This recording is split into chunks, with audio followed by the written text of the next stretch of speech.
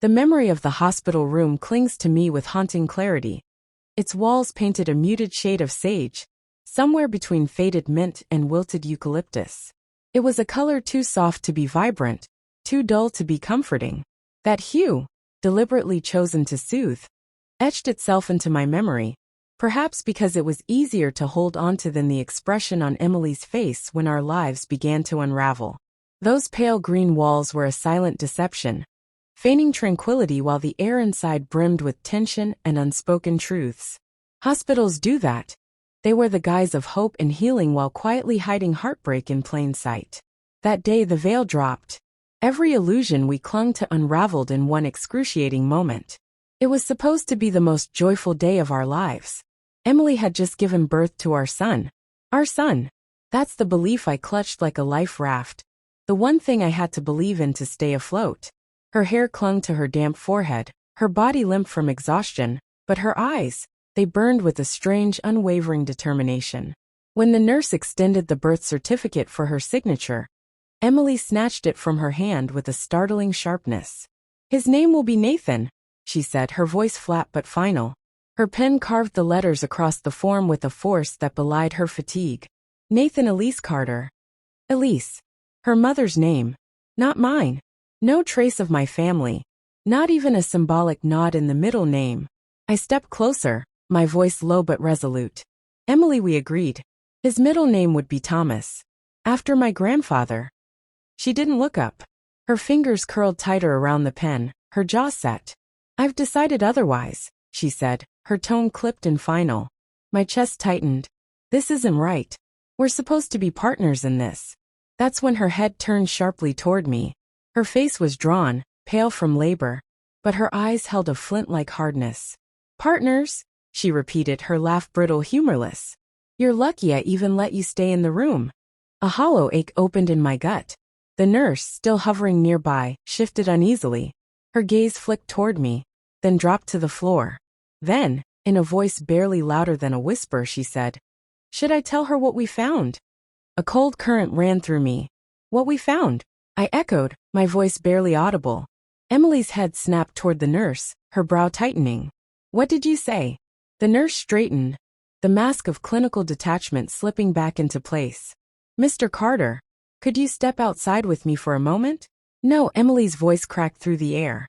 "Whatever this is, say it here. Don't play games." The nurse hesitated, her lips pressed into a tense line. She took a steadying breath and spoke. "Your son's blood type doesn't match your husband's." The world seemed to stop. Beyond the room, monitors beeped and voices murmured in the hallway, but inside those sage-painted walls, time folded in on itself. Emily's face went slack, the color draining from her cheeks. She stared at the nurse as though trying to understand a foreign language. "We ran standard tests on the newborn, including blood typing," the nurse continued gently. "Mr. Carter's blood type is B positive. Your son's is a negative." Emily's lips parted. The birth certificate trembled in her hands. That can't be right," she said, barely breathing. "I'm sorry," the nurse said, voice calm but unyielding. "It's only possible if Mr. Carter isn't the biological father." The silence that followed was thick, suffocating. I stood frozen, my pulse a thunderclap in my ears. Emily's hand clutched the pen like a lifeline, her knuckles white. She turned toward me slowly, her eyes wide and glassy. "Daniel," she whispered. My name came out like a plea. I took a step back. The floor beneath me felt treacherous, like thin ice beginning to crack. "Don't," I said, the word barely audible. Tears welled in her eyes, spilling freely down her cheeks. "It's not what it seems," she insisted, her voice catching on each word. A bitter sound escaped me, half laugh, half sob. "Not what it seems. Emily, are you really going to stand there and pretend this is some kind of mistake?" She shook her head desperately, mouth opening but no words emerging. And then, as if the strength drained from her all at once, her body sagged, her shoulders drooped, and her face collapsed into a picture of defeat. The truth had surfaced, raw and undeniable, like a wound torn open. And there was no going back. The room was too bright, its fluorescent glare cutting through my thoughts like a scalpel. The sterile scent of antiseptic filled my lungs, sharp and cloying, turning my stomach. I wanted to run, to burst through the door and flee the stifling walls closing in around me. But my body refused to move. I stood there, paralyzed by disbelief, my mind clawing for something solid to hold onto in the whirlwind of betrayal. When I finally found my voice, it came out smaller than I'd expected, barely more than a breath. "Who is he?" Emily shut her eyes tightly, as if blocking out the question could somehow erase it. Tears slipped down her cheeks unchecked, and when she opened her eyes again, all the fire had gone out of them. The defiance was gone. The control. "It was a mistake," she whispered. Her voice was so quiet, I had to strain to hear her. Like forgetting where you parked the car. Like missing a meeting." I stared at her, the absurdity of the comparison hollowing me out. My mouth tasted of metal and ash. "How long?" She hesitated, then looked away. Her voice cracked. 9 months. I nodded slowly, the timeline clicking into place like the final puzzle piece of a picture I never wanted to see. 9 months before we even knew you were pregnant. So before we started picking out names. Before the nursery. Before you held my hand and told me this baby was ours. My voice was level, almost too calm. Her face crumpled, and tears poured freely now. "It didn't mean anything," she said, her words collapsing under the weight of their own emptiness. I swallowed hard. My throat was dry, raw, as if every word I spoke was cutting its way out. It meant everything to me. Silence settled over us like a heavy fog, wrapping around the room, pressing down on our shoulders. The nurse, still standing near the door, cleared her throat softly.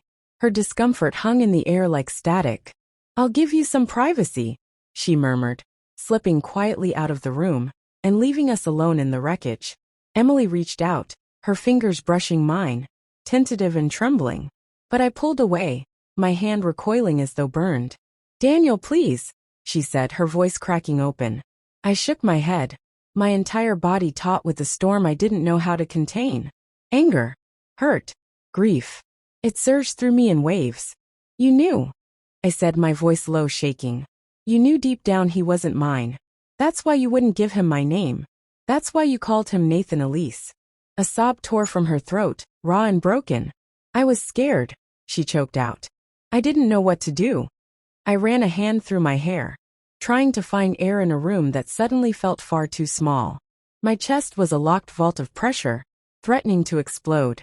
"You should have told me," I said, barely able to get the words out. "I couldn't," she whispered. And just like that, I saw her for who she truly was. Not the woman I had fallen in love with. Not the partner I had stood beside through sleepless nights and whispered dreams.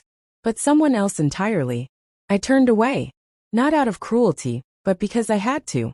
Because staying in that room, looking into her tear-streaked face, would have broken what little was left of me. She called my name, voice shaking with desperation, but I didn't look back. I stepped into the hallway where the nurse stood waiting, her eyes wide with understanding but quiet with restraint. I didn't know what would come next. There would be questions, tests, papers to sign. Custody hearings, maybe. Lawyers. Cold language and courtroom jargon, wrapped around the warm image of a child I'd already begun to love. A child I now knew wasn't mine. But through all the noise in my head, one truth rang clear. I deserved better than this. This time, I wouldn't have the choice stolen from me. I walked out of the hospital that day, the sage-green walls shrinking behind me like a fading dream. The birth certificate, the promises, the life I thought I had. They all stayed in that room with her. And for the first time in months, I took a deep, unburdened breath. The future ahead was uncertain, but at least now it was mine to shape.